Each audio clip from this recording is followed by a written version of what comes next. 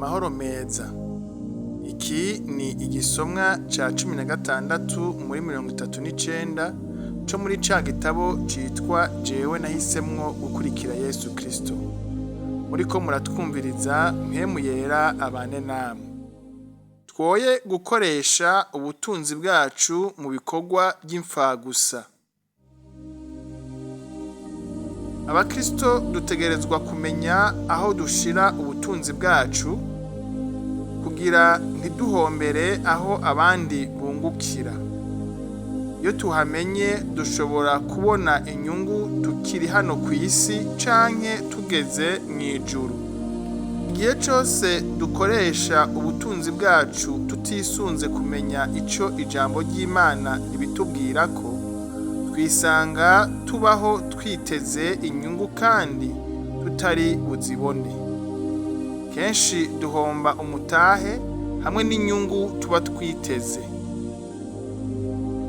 Yesu yatubwiye ati, ntimukirundanirize ubutunzi mw'isi, aho inyenzi n'ingese bibumara, n'ibisuma bikimba bikabwiba. Ariko mwirundanirize ubutunzi mw'ijuru, aho inyenzi n'ingese bitabumara, hatariyo n'ibisuma vyimba ngo vyibe. Aho ni muri Matayo igice ca 6 ku murongo wa 19 gushika ku murongo wa 20. Ushobora kwibaza iki kibazo uti, ni gute umuntu ashobora kwirundaniriza ubutunzi mw'ijuru? Kuko turabona ko ari byo Yesu yatubwiye canke yadutegetse. Kugira ubutunzi ni kimwe, no kugira aho ububika ni kindi.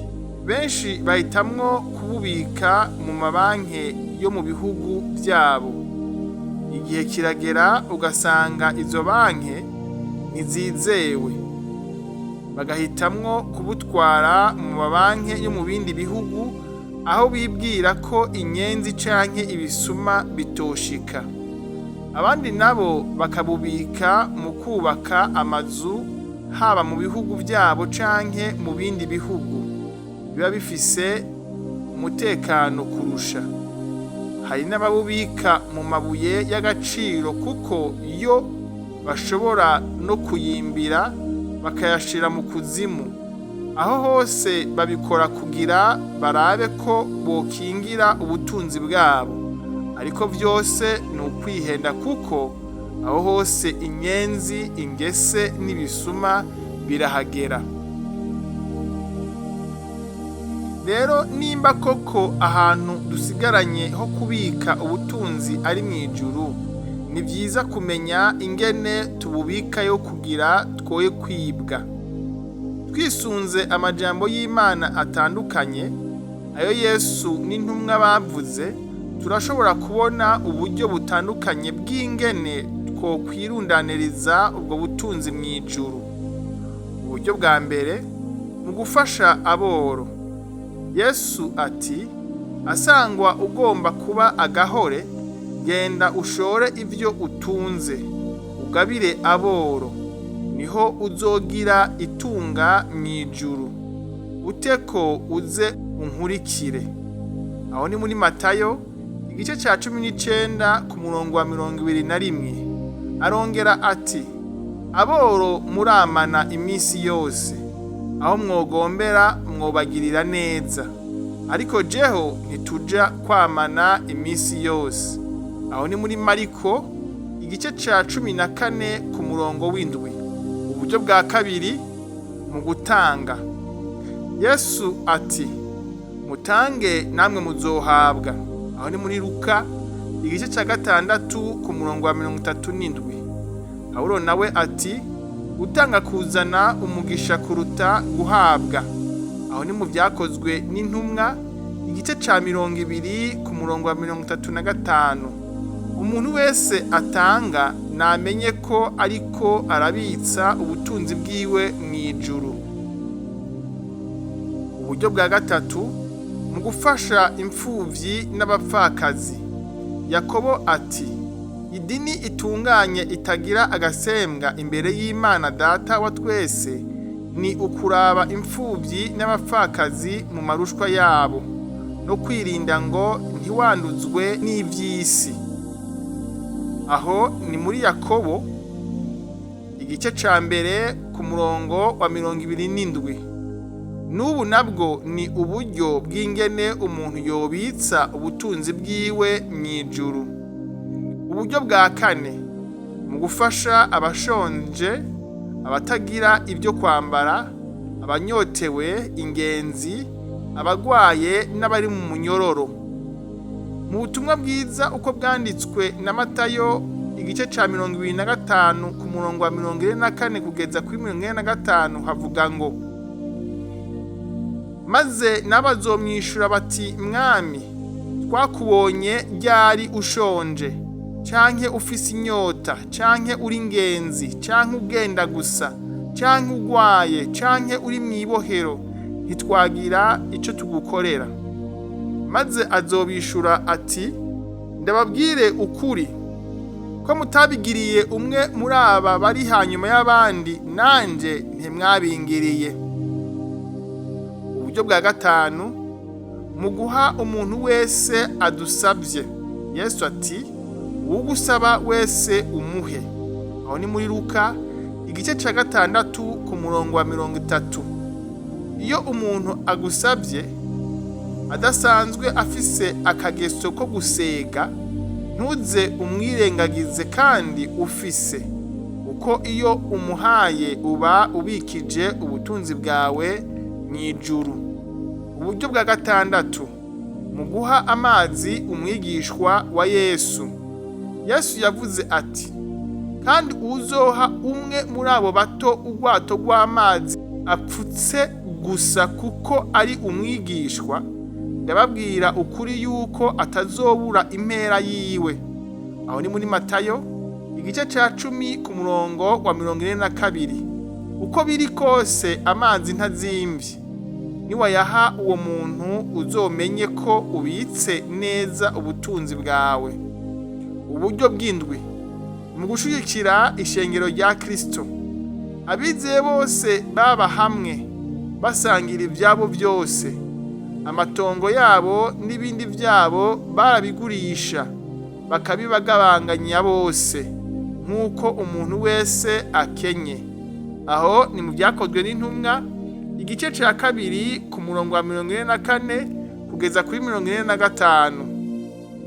Muri Luka igice c'8 ku murongo wa 2 kugeza ku wa 3 hati, n'abagore bamwe bakijijwe impwemu mbi n'indwara, Mariya ariwe Magadalena, abadayimoni ndwi bari baramuvuyemwo, na Yohana mukakuza, umubwiriza wa Herode, na Suzana n'abandi bagore benshi babafashisha ivyabo. Mu gihe c'ishengero rya KRISTO rya mbere, abantu bari batahura neza uko babika ubutunzi bwabo mw'ijuru. Uburyo bwa 8 mu gutanga ishikanwa.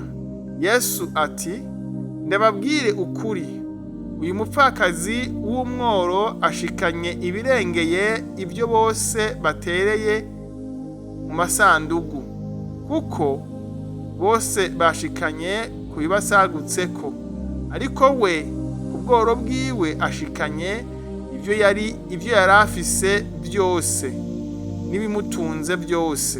Aho ni muri Mariko igice ca 12 ku murongo wa 43 kugeza ku murongo wa 44. Nimutahure neza ko uku ari kubitsa ubutunzi bwacu ahatagira abasuma. Uburyo bw'icenda mu kugira ubuntu. Yesu ati, mugure ibyo mufise, mutange ibiguzi byabyo kubw'ubuntu, mwibaririre imifuko idashira, ubutunzi budashira buri mw'ijuru, ahatagegwa n'igisuma, atani inyenzi zonona. Aho ni muri Luka igice ca 12 ku murongo wa 33. Paulo ati, nuko kubyo gukoranya ibitabara abera, nkuko nageze amashengero y'i Galatiya, abe ariko namwe mukora. ku wa mbere wose w'iminsi indwi umuntu wese muri mwebwe abike iwe ibimuhaye uburyo nk'uko atunze, kugira ngo aho nzozira ntihabe ariho amashikanwa azokoranirizwa. Kandi aho nzoshikira abo muzoshima nzobatuma mbahaye ivyete, kugira ngo bajane iby'ubuntu bwanyu i Yerusalemu. Aho ni cete ca mbere Pawulo yandikiye ab'Ikorinto, igice ca 16 kuva ku murongo wa mbere kugeza ku murongo wa 3. Eheraba uburorero bw'abantu bagize ubuntu. Tabita.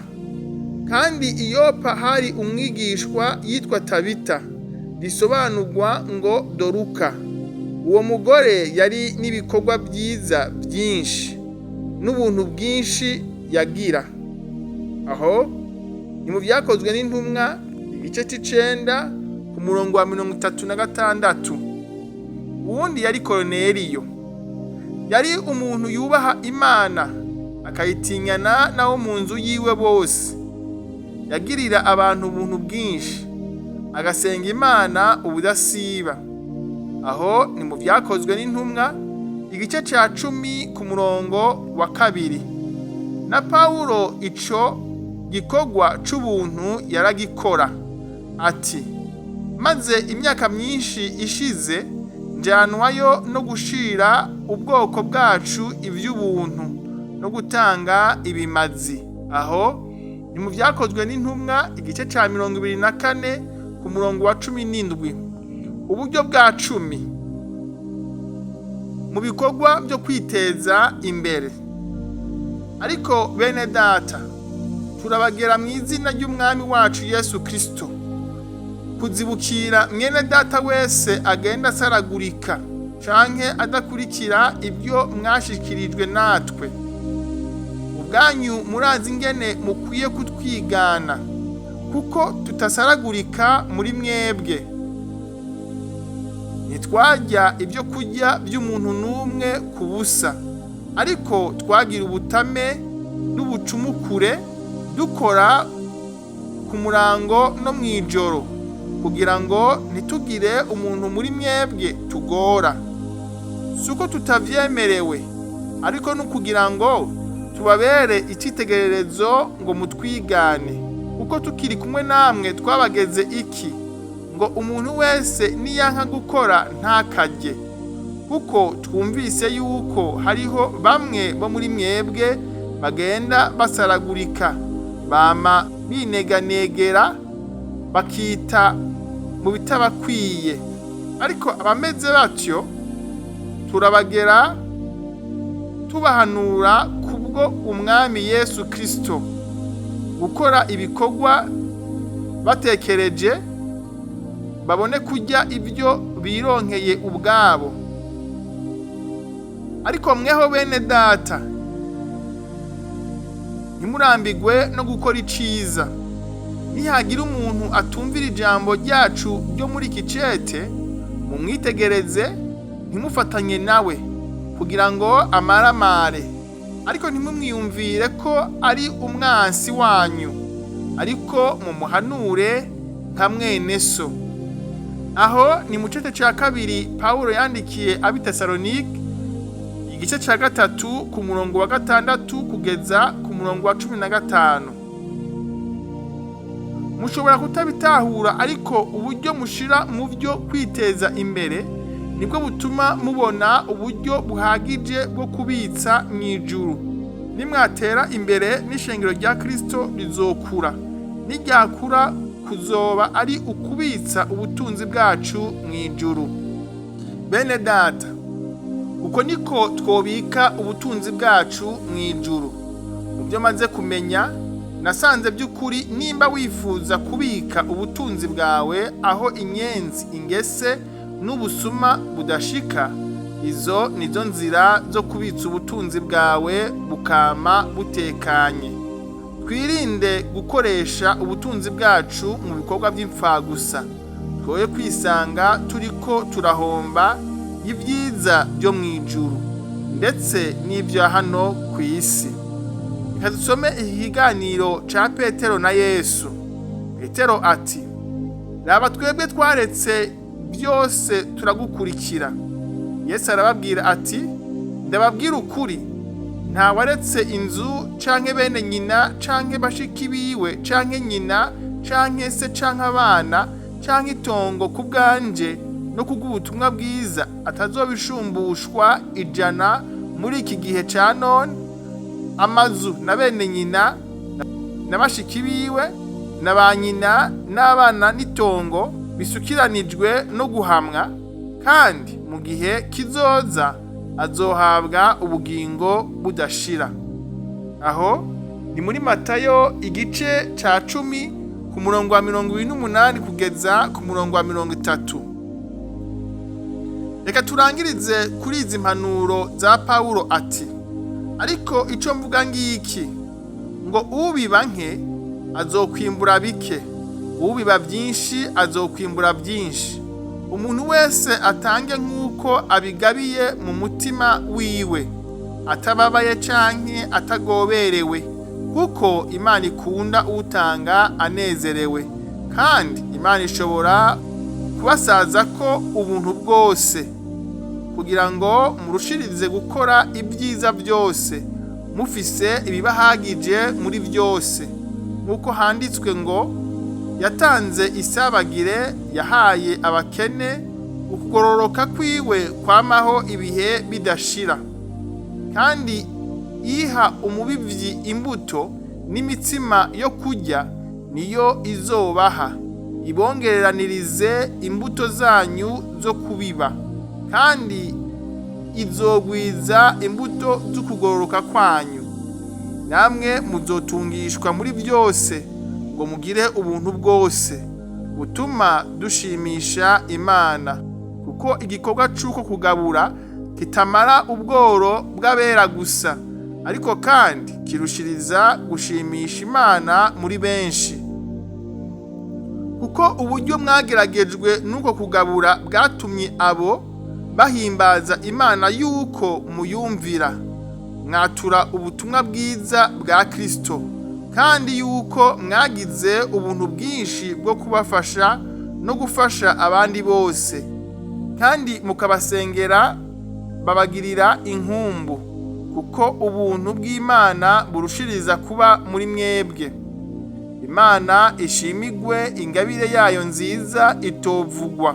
Aho ni mu cete ca 2 Paulo yandikiye abikorinto igice c'9 ku murongo wa 6 kugeza ku murongo wa 15. Murakoze, kandi mpwemu yera abigishe ibirenze ibyo nanditse. Hamwe woba wifuza ico gitabo cose mu bwoko bwa PDF canke mu majwi, mwotwandikira kuri WhatsApp yacu akamenyetso ko guteranya 257 71 39 41 76. Umwami Yesu abahe amahoro n'umunezero aho muherereye hose. Amen.